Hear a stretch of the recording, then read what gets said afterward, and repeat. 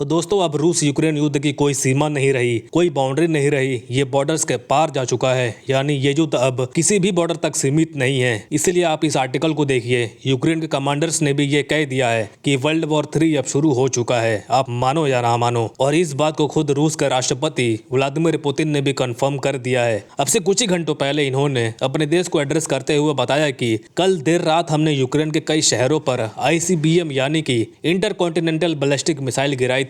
और हमने ऐसा इसलिए किया था क्योंकि यूक्रेन हमारे ऊपर मिसाइल स्ट्राइक कर रहा था अमेरिका के कहने पर, और आगे भी करने की तैयारी कर रहा था। इसीलिए मजबूरी में हमें ICBM गिरानी पड़ी ताकि उन्हें रोका जा सके और उन्हें एक वार्निंग दिया जा सके कि देखो भैया, अब की बार हमने ICBM मिसाइलों में नॉर्मल तरह के वॉरहेड भर के आपके ऊपर दागे हैं, अगली बार हो सकती कि हम न्यूक्लियर वॉरहेड भी भर के आपके ऊपर दाग सकते हैं। लेकिन जब रशिया ने ICBM यूक्रेन पर छोड़ी तो उसके बाद इसका बदला लेने के लिए आज सुबह यूक्रेन ने फिर से हमारे कई इलाकों पर मिसाइल स्ट्राइक करी है, जिसमें हमारे आम नागरिक भी शिकार हुए हैं। और इन हमलों में जिन मिसाइलों का इस्तेमाल किया गया है वो स्टॉर्म शैडो थी, जो कि ब्रिटेन की सरकार ने यूक्रेन को सप्लाई करी थी। और अब वो और ज्यादा सप्लाई कर रहे हैं यूक्रेन को, ताकि रूस के आम नागरिकों को यहाँ निशाना बनाया जा सके। इसीलिए अब हम तैयारी कर रहे हैं, जिसे आप खुद यहाँ इस आर्टिकल में देख सकते हैं कि अब हम तैयारी कर रहे हैं ब्रिटेन की सभ्यता को खत्म करने की। जी हाँ, उन्होंने सीधा कहा है कि ब्रिटेन एक आइलैंड नेशन है और हम चाहें तो कुछ ही सेकंडों के अंदर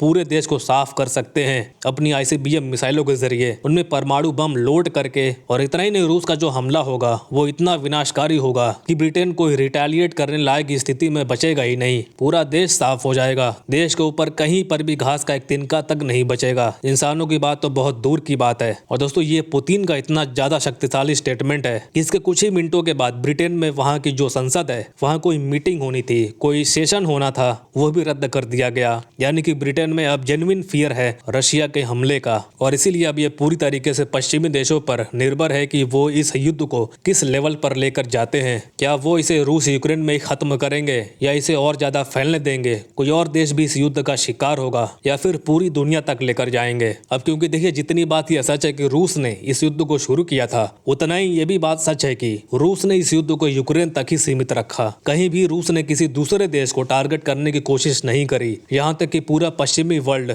लगातार हथियार और पैसों से समर्थन कर रहा था यूक्रेन का, तब भी उन्होंने किसी भी प्रकार से पश्चिमी देशों को नुकसान नहीं पहुंचाया। लेकिन अब आप ही बताइए कि अब से 3-4 दिन पहले जब पश्चिमी देशों ने लॉन्ग रेंज की मिसाइलें देनी शुरू करी यूक्रेन को, और साथ में ये भी कहा कि इन सारी मिसाइलों को रूस के ऊपर फायर करो, रूस के आम नागरिकों को टारगेट करो। इसीलिए यहाँ पर रूस को अपने आम नागरिकों की सुरक्षा के लिए हर एक कदम उठाने का अधिकार है। इसीलिए रूस फिलहाल यही कर रहा है। और इस बात को रूसी कमांडर्स ने भी कंफर्म कर दिया है कि अगर अपने देश के नागरिकों को मरने से बचाने के लिए उन्हें कोई 1-2 देश नेटो का खत्म भी करना पड़े तो वो इससे पीछे नहीं हटेंगे। और हम आपको बता दें कि ब्रिटेन की जो ये गलत फहमी है कि हम पर कभी भी अटैक नहीं होगा, नाटो हमारी सुरक्षा में है, वो वहम 2 सेकंड में मिट जाएगा। एक बार यूके साफ हो गया, कोई भी देश रूस पर हमला करने की हिम्मत नहीं करेगा, क्योंकि म्यूचुअल डिस्ट्रक्शन होगा। अगर अमेरिका भी अटैक करने आएगा तो उसे भी इस बात का अंदाजा होगा कि उसके देश पर भी रूस के मिसाइलें गिरेंगे और उसके सिविलियंस भी मारे जाएंगे। इसीलिए अब वक्त आ चुका है कि ब्रिटेन के लोग